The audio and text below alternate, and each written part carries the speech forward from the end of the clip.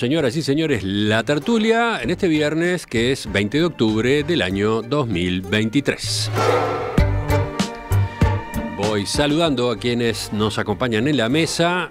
Si elijo el orden alfabético, primero Alejandro. Alejandro Abal, buen día. Buen día, Emiliano, y compañeros y audiencia. Te cambiaste de lugar, o mejor dicho, te cambiaron de lugar. Ya nos enteraremos por qué. Sigo. Marcia Collazo, en su casa. Buen día, Marcia. Buenos días, ¿cómo están todos? Todos bien. Continúo con Juan Grompone, en su lugar, no lo mueve nadie. Buen día. Buen día para todos. Y al lado de Juan, de espaldas a la plaza también, Gustavo Calvo, conductor de Hora Global. Bienvenido. Muchas gracias por la invitación. Aquí estoy, en el lugar no sé de quién es, pero siendo mirado muy severamente por Alejandro, porque se ve que me ubiqué en un lugar inadecuado. La butaca es la de Alejandro. Pero el lugar en la tertulia es el de Gonzalo. Bueno. Gonzalo hoy tenía otros compromisos, no podía acompañarnos. Bueno, aquí está Gustavo. ¿Qué? Poniendo la cara, la voz. Ahí está, me gustó eso de poner la cara. Algo bien, así. bien. Vamos a nuestro primer tema. El expresidente José Mujica rogó ayer al movimiento Hamás que libere a los latinoamericanos tomados como rehenes en el ataque del sábado 7 de octubre contra Israel. Mujica planteó el pedido en un video de 2 minutos difundido ayer en redes sociales. Quisiera creer en Dios, pero a los que creen en alguna forma divina les pido por favor, y en este caso a los palestinos que tienen un puñado de rehenes latinoamericanos en Gaza, que los dejen con vida, que los dejen que lleguen a sus pueblos, que no van a resolver el problema de Palestina. La justa causa que pudo haber tenido históricamente, sacrificando gente que en realidad son compatriotas de América Latina. Israel informó este jueves que unas 203 personas fueron secuestradas en la incursión de Hamás en el sur del país realizada por milicianos que cruzaron desde la Franja de Gaza. De origen latinoamericano específicamente, se reportaron 22 rehenes de Argentina, 1 de Colombia, 1 de Chile, 2 de México, 2 de Paraguay y 5 de Perú. Hamás, en cambio, sostiene que capturó entre 200 y 250 personas. Para entregarlas, exige que Israel libere a más de 6.000 presos palestinos. ¿Cómo vieron esta salida de Mujica, esta aparición, este pedido del presidente Mujica? Toda una sorpresa, ¿no? ¿O no? A ver, Juan, ¿vas tú primero? Sí, a mí me resulta curiosa e imprecisa esta declaración, ¿no? Porque el llamado liberal, ¿es a los judíos latinoamericanos que están ahí? ¿O está dirigido a los no judíos latinoamericanos que están ahí? ¿Y por qué no a todos, ¿no? Para todos los seres humanos. ¿Qué diferencia tienen ser ciudadanos de América Latina o de ambos lugares? Bueno, tal vez Mujica conozca cosas que yo no conozco sobre el pensamiento de Hamás, ¿no? Pero en todo caso me causa sorpresa este pedido tan limitado y tan específico, ¿no? Me parece inoportuno. Inoportuno.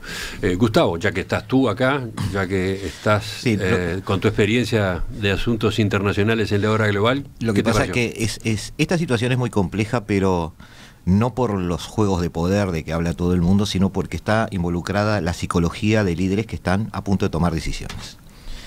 Y hablar de esto de Mujica sin hablar del conflicto en sí es un poco difícil, vamos a tratar de hacerlo, pero Mujica se está alineando un poco en el pedido que en general la comunidad internacional está intentando hacer a Hamás para que proceda a liberar los rehenes. El tema es que el problema no está allí. Ayer en New York Times salió un editorial de un rabino que hacía referencia a por qué era necesaria la liberación de rehenes y pelear por la liberación de rehenes. Y me llamó muchísimo la atención de esa nota cómo estaba redactada. Él no le estaba hablando a Hamás, le estaba hablando a la sociedad israelí. estaba hablando a los judíos. A ver. Les estaba diciendo a los judíos por qué tenemos que luchar por el concepto de liberar esos rehenes y tener eso como prioridad antes que un ataque. Ah, ahora entiendo. ¿Y por qué eso? Porque la situación en Israel no es esa.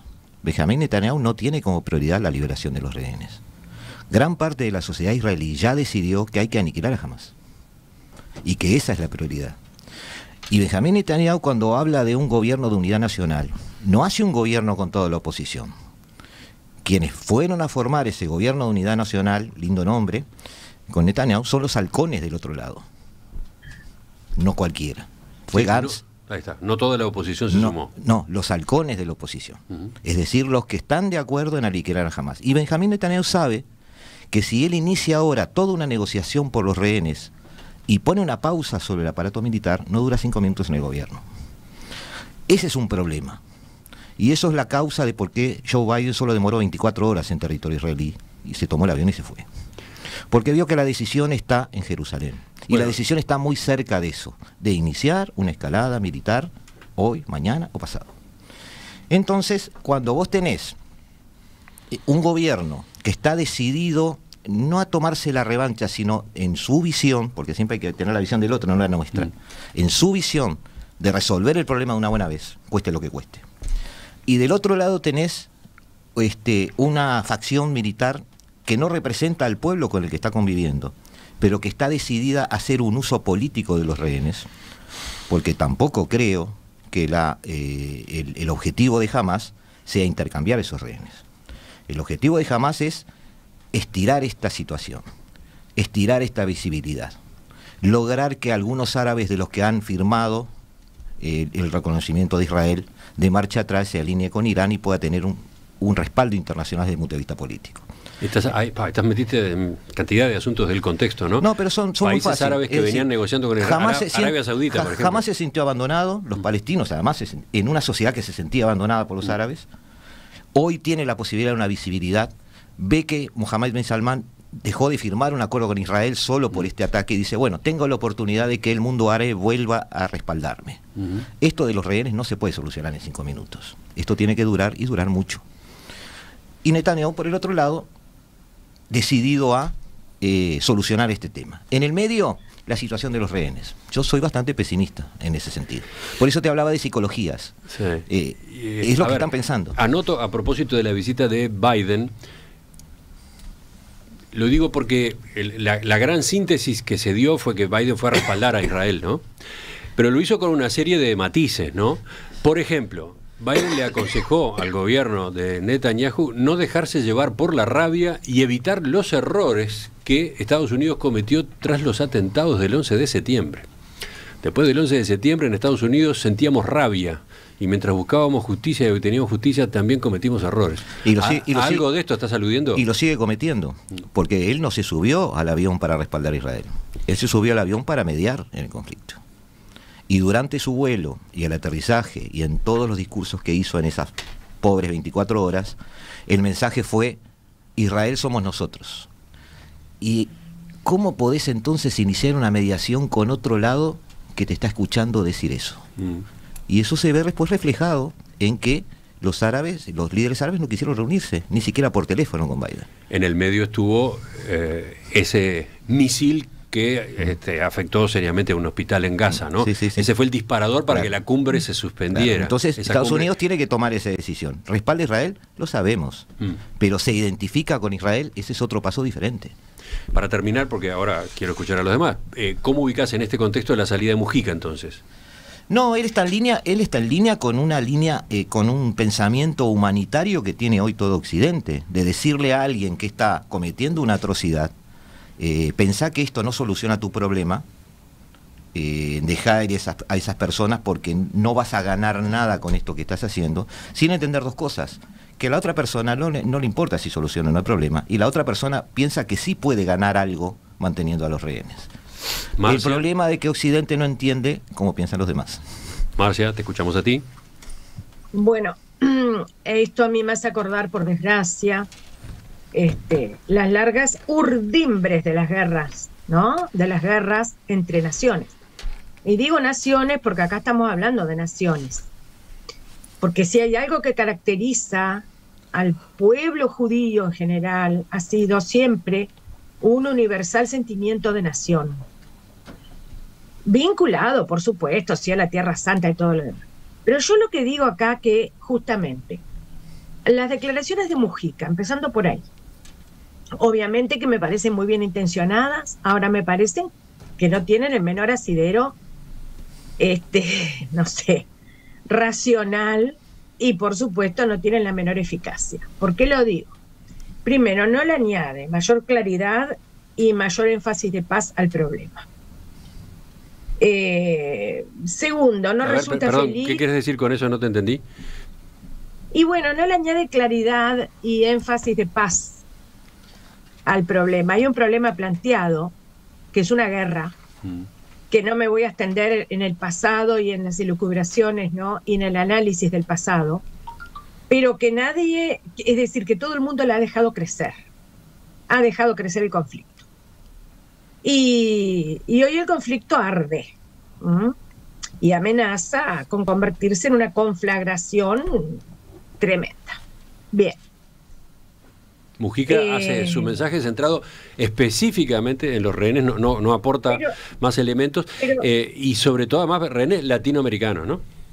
Pero es que justamente hacer un llamado, vamos a suponer, hacer un llamado a liberación de rehenes, yo creo, en mi humilde opinión, que no hay que hacer distingos. No veo por qué Mujica hace distingos y por qué habla de rehenes latinoamericanos. Es decir, por qué habla de liberación de latinoamericanos. Acá me parece que hablar de liberación de seres humanos basados en criterios de nacionalidad o de origen territorial no me parece, no resulta feliz en este momento de urgencia humanitaria. Quizás, a ver, trato de interpretar, ¿no? Quizás Mujica, o quienes le pidieron esta participación pública a Mujica, se basaron en el hecho de que hay una cantidad de pedidos de liberación de rehenes de distintos países, de distintos orígenes, y estaba faltando tal vez una voz fuerte que se plantara o saliera en nombre de los rehenes latinoamericanos. Mujica, todos sabemos que tiene un peso internacional interesante, ¿no? Que es una voz escuchada en ámbitos bastante más amplios de lo que incluso pensamos. Sí, obviamente, eso es lo primero que todos pensamos, ¿no? Pero faltó esa aclaración, faltó ese fundamento, faltó ese piso argumentativo. Si vos no das ese piso argumentativo, queda como que, yo sé que no es la intención de Mujica, pero por favor, ¿no? Pero queda como que lo único que te importa es la liberación de esos rehenes latinoamericanos. Faltó ese piso argumentativo. Entonces, por eso digo que para mí no añade mayor claridad. Yo sé que en el fondo hay una intención de buena voluntad, no lo dudo en lo más mínimo, pero realmente si vos lo que querés es aportar algún tipo de solución al problema, en este caso, bueno, ¿qué tipo de solución podríamos aportar desde afuera? Bueno, pedir que la comunidad internacional pida la liberación de los rehenes. Pero el problema es que ni siquiera se lo tenés que pedir solo a Hamás. Porque el hecho de que haya rehenes aquí hace a dos partes, justamente a las dos partes que están en guerra. Entonces, sí, se lo tenés que pedir a Hamás porque es quien los tiene. Eso es como de perogrullo. Pero además le tendrías que estar pidiendo al gobierno de Israel y no al pueblo judío en general, porque a esta altura me parece que sería de una injusticia extrema, ¿verdad? Equiparar al pueblo judío con el gobierno actual de Israel. Le tendrías que estar pidiendo también al gobierno de Israel, ¿verdad? Que por el bien de los rehenes y por el bien de sus vidas y de su preservación, no solo a Hamás se lo pido, que se lo pido, y se lo pido en primerísimo lugar, pero también le estoy pidiendo al gobierno de Israel, cesen en esa saña de aniquilación de un pueblo, que es en lo que están en este momento, así sea solo por el bien de los rehenes, mirá lo que te digo. Así no les importe nada del pueblo palestino, y de sus mujeres, de sus niños, de sus ancianos y de sus enfermos y heridos. Pero aunque más no sea por lo que todo el mundo está pidiendo en este momento, el clamor internacional que se eleva en este momento, por las vidas de esos rehenes, yo me pregunto, ¿y si no se lo pedís también a Israel? ¿O Israel no tiene arte ni parte en esto? Mientras Israel hablas, no es- Marcia, veo acá a Gustavo que hace con la cabeza no, como que tiene alguna discrepancia. Enseguida quiero escucharlo, también quiero escuchar a Alejandro, pero antes leo un par de mensajes que llegan de la audiencia. Juan dice, lo del pedido de Mujica no es más que un modestísimo y acotado intento de abrir un huequito de humanidad. No es tan difícil de descifrar como aquello de la gallina y el maíz que come de a un grano y se llena. Luego está el mensaje de Rodrigo, que dice, quizás al liberar latinoamericanos, cuando venga la debacle, eso permita a esta zona del mundo quedar imparcial para negociar o para no meterse en problemas. Alejandro. Bueno, quizás Mujica tenga algo de legitimidad para referirse a estas cuestiones por sus antecedentes personales.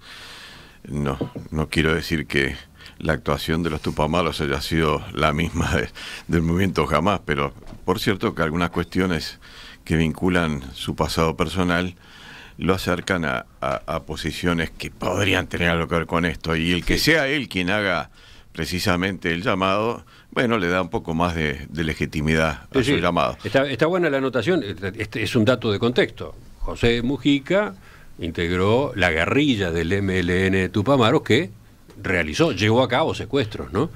De todas maneras, Emiliano, las dos observaciones que hacía Juan, sobre todo después de alguna manera al final de su intervención también Gustavo y algo de Marcia, son compartibles. No creo que jamás le dé alguna trascendencia que Mujica haga un pedido de esta naturaleza, porque no creo que le den trascendencia a pedidos de nadie. Me refiero a más, ¿no, verdad? No sé, suena como un saludo a la bandera en ese sentido. Por otro lado, también, por más que no haya sido quizás su intención, el que se limite el pedido a liberar rehenes latinoamericanos suena, bueno, un poco raro, ¿no? Debería haber pedido en todo caso la liberación de los rehenes, y ya que estaba argumentando en tal sentido. Ese es un punto polémico, sí, sin duda. Acá leo otro mensaje de otro oyente que va un poco en la línea del Juan, a quien leí hace un rato, no Juan Grompone, Juan oyente, que dice, tal vez Mujica pide eso, perdón, ¿dónde empieza el mensaje? Tal vez Mujica pide eso para no ser demasiado ambicioso. Pide poco para conseguir algo. La codicia rompe el saco. Y además está pidiendo por rehenes no en tanto judíos, sino en tanto otra cosa, latinoamericanos, y quizás de ese modo no provoca tanta resistencia de parte de los captores. Seguramente los latinoamericanos son de origen judío también, o por lo menos, no sé si todos, pero casi todos, ¿no? Sí, pero él pone énfasis en el origen latinoamericano. Gustavo, ¿qué ibas a decir? No, yo en primer lugar no estoy en desacuerdo con lo que dijo Marcia, simplemente que yo sí estoy viendo que hay gente pidiéndole cosas al gobierno de Israel, porque cada vez hay más gente dándose cuenta de que Israel tomó una decisión ya. Según Netanyahu, en una descripción que hizo en una radio hoy temprano, decía que no pueden pedirme que deje de bombardear porque yo estoy estableciendo cabezas de playas preparando un desembarco. Esa es la frase que manejó. Es decir, creo que sí hay gente pidiéndole, y justamente ese es un síntoma, pidiéndole a Jerusalén cosas porque saben que Jerusalén es quien tiene la decisión. Y la decisión no es, no la quiero simplificar tanto como decir, bueno, aniquilo o aquello de morir matando, sino que simplemente Israel llegó a la conclusión de que jamás no tiene una solución negociada. Se dio cuenta de que esa organización, que seamos claros, ellos alimentaron desde su nacimiento, porque era una forma de tener un contrapeso político dentro de Palestina contra Al-Fatah, que estaba en Cisjordania. Alimentaron además una facción que desde el principio se sabía que era islamista, al contrario de Al-Fatah, que es laica, por ejemplo. Eso fue alimentado, pagado y financiado desde el principio, desde el año 87, por Jerusalén, en aquel momento Tel Aviv. Y se han dado cuenta que, bueno, ese monstruo después se les da vuelta. ¿Y qué pasa? Esa conclusión en manos de cualquier otro país implicaría a un estadista empezar a manejar alternativas y ver cómo podemos llegar a una paz duradera. Pero en el caso de Israel, que esas jugadas salgan mal para Israel implica peligro de aniquilación propia, porque esas facciones tienen un solo objetivo sobre la faz de la tierra, que es que desaparezca el Estado de Israel.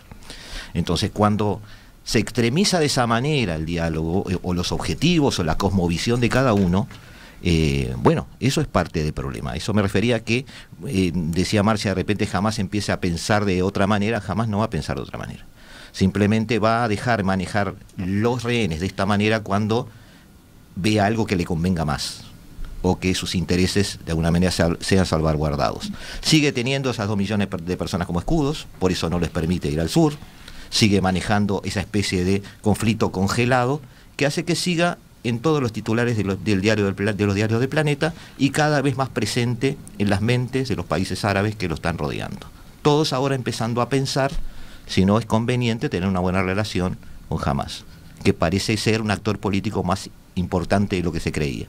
No hemos hablado de la yihad islámica, que no es lo mismo que Hamás, pero está fungiendo de la misma manera hoy, ¿no? Entonces el problema yo no lo veo de solución inmediata, y lo que veo es que estamos pidiéndole quizás a la gente equivocada que haga cosas que no están dispuestas a hacer. No soy, repito, no soy muy optimista. Marcia. Yo estoy muy de acuerdo con eso, y tampoco creo que jamás esté dispuesto a ceder en nada. Pero justamente por eso decía antes lo de los nacionalismos extremos. Los nacionalismos extremos son los que han llevado a las guerras extremas. Son los que han llevado a la Primera y a la Segunda Guerra Mundiales, por ejemplo, ¿no? Pero a su vez, esas guerras se han producido porque hubo una especie de, digamos, impasibilidad internacional. Y después los sistemas de alianzas, esos son perversos, ¿no? Y en este momento estamos asistiendo a sistemas de alianzas que no ayudan a la cuestión. Bueno, lo que mencionó Gustavo, los Estados Unidos, es una de las aristas. Pero volviendo a Mujica, justamente todos están de alguna manera intentando sumar algo, así sea parcial, así sea difuso, ¿no? A ver si se soluciona en algún sentido la urgencia, porque acá hay una urgencia, más allá de que hay una guerra. Y la urgencia está dada en las vidas humanas que están en juego, ahí, en la Franja de Gaza, y los rehenes. Los rehenes, si se quiere, bueno, son la parte más, todo es injusto, ¿no? Todo es brutal lo que está sucediendo.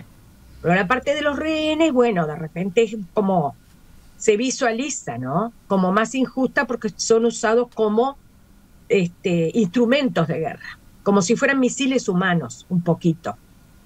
Pero al fin de cuentas eso está pasando con todos los seres humanos que tienen la mala suerte de en este momento estar colocados donde están colocados, ¿no? Entonces, bueno, y por eso yo decía, apelar a Hamás, perfecto, pero apelar a Israel también, porque son los dos extremos en juego en este momento. Y la intransigencia cerrada del gobierno de Israel es un poco también lo que está, me parece, obstaculizando la liberación de los rehenes. Pensemos además que se ha enrarecido todo este clima hasta el extremo, una vez más, por lo que pasó en el hospital ese, es decir, esos entredichos, ¿no?, de quién fue que en definitiva ocasionó la destrucción de ese hospital.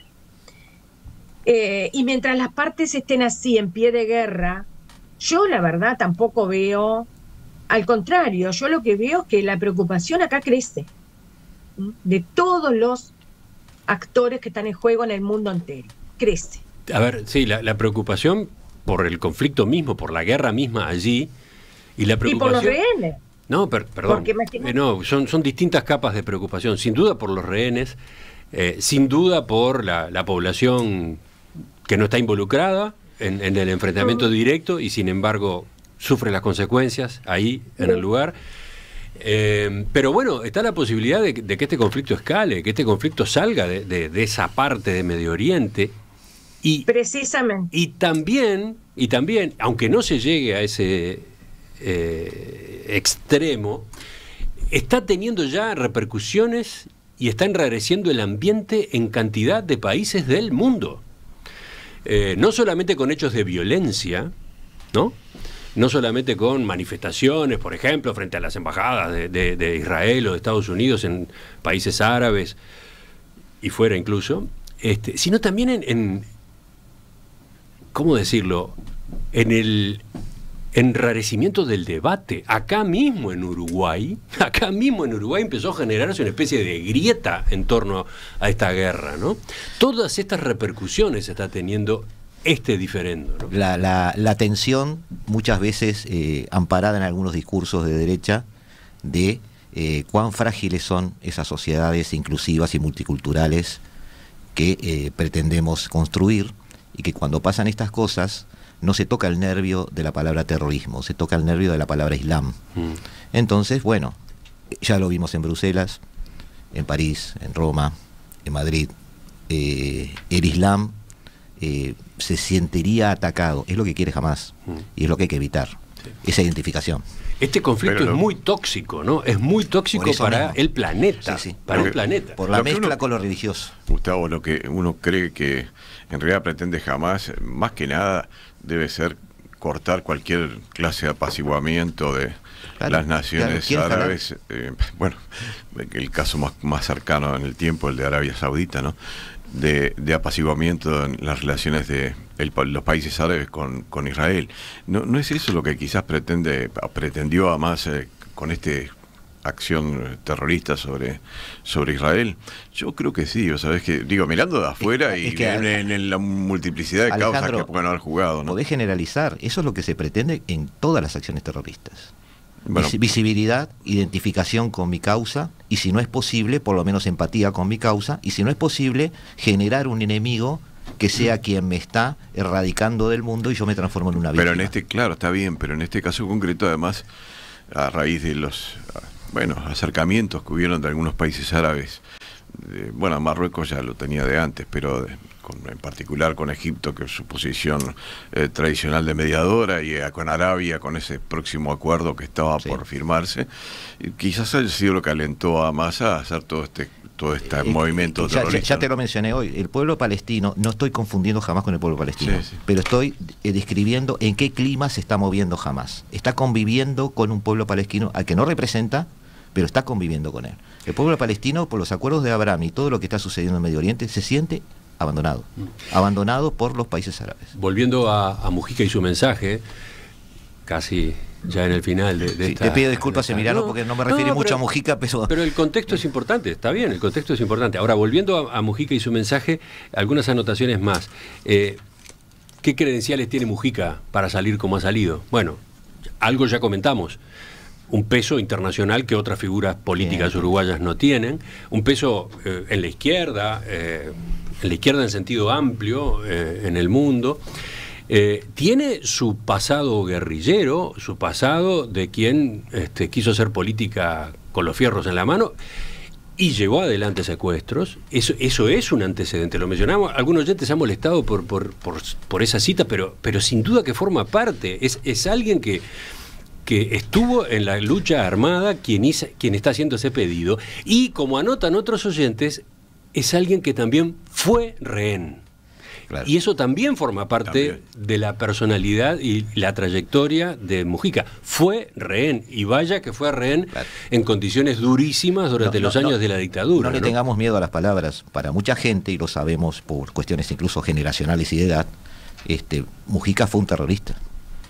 Para mucha gente se utiliza esa palabra. Sí, claro, no habrá tenido el nivel de terrorismo que se le atribuye más. Pero es cierto, yo siempre describo, nunca justifico ni hago juicios de valor. Lo que mencionó Emiliano está muy bien. Realmente fue un rehén. Digo, es alguien que puede tener credenciales para hablar porque él mismo sufrió la calidad de rehén. Sí, yo estoy de acuerdo con eso. ¿Qué decías, Marcia? Es que él mismo sufrió no solo eso que están diciendo. Él mismo, como miles de orientales, sufrió una acción muchísimo más grave, que le fue del terrorismo de Estado, que todavía se mantiene impune en este país. Después, entre los mensajes de los oyentes, también destaco varios que marcan que acá hay un mensaje a la interna, para evitar alineaciones pro Hamás en filas del Frente Amplio y la izquierda latinoamericana, donde él tiene prédica. Son varios de los oyentes que anotan esta otra interpretación o este otro apunte. Juan. Bueno, yo creo que la lucha entre dos fundamentalismos o dos intransigencias, que es lo que está ocurriendo, no tiene solución. Es decir, esto es la lucha del predominio de Alá contra Yahvé. Y ese conflicto no tiene solución. Así que el conflicto está ahí. Alejandro. Yo tendría que dar una respuesta, pero no la quiero dar. Ah, bueno. Yo quería recordar que también en cuanto a declaraciones de personajes políticos uruguayos más o menos reconocidos en el exterior, porque ninguno es súper reconocido, está también la de Sanguinetti, ¿no? Que Sanguinetti, Julio María Sanguinetti, que ha hecho una declaración muy fuerte en apoyo directo a Israel, y muy fuerte y extensa, y además bastante difundida. No significa esto que yo quiera decir que comparto exactamente lo que dijo, pero sí lo dijo, y bueno, también se difundió bastante, ¿no? No solo está lo de Mujica, también está este otro punto de vista bastante, o por lo menos razonablemente diferente, que apuntaba directamente a favorecer, a apoyar la causa de Israel. Lo último, Gustavo. No, ahora sí, hablar un poco de Mujica porque se lo merece. Si hubo algún mensaje a la interna, bienvenido. Bienvenidos, porque vemos muchas veces cuando ese tipo de identificaciones con causas cercanas hace mucho daño a las sociedades. Desde el punto de vista de el nacionalismo al que refería Marcia, para los historiadores es muy interesante ver cómo, en definitiva, la fuerza ideológica más importante de la historia de la humanidad terminó siendo el nacionalismo después de tantos siglos, ¿no? Marcia, te escuché que agregabas. No, asiento, porque el nacionalismo que surge de un sentimiento, que surge de una emoción comunitaria, de ser y estar con otros y de tener un pasado común, puede llegar a transformarse, y de hecho lo hace, en una fuerza muy destructiva, cuando ese nacionalismo llega a creer que su salvación está en la destrucción del nacionalismo de otros. Y eso es lo que para mí constituye en este momento la mayor alarma. ¿Sigue la discusión entre ustedes o no? Que Juan no hable, porque lo que Juan va a decir, no, déjalo así. No es el nacionalismo, tiene otro nombre. Sí. ¿Cuál es el nombre? Hay un Religión. Religión, no nacionalismo. Ya seguimos. Vamos a la segunda parte de esta tertulia. Vamos a cambiar de tema por completo.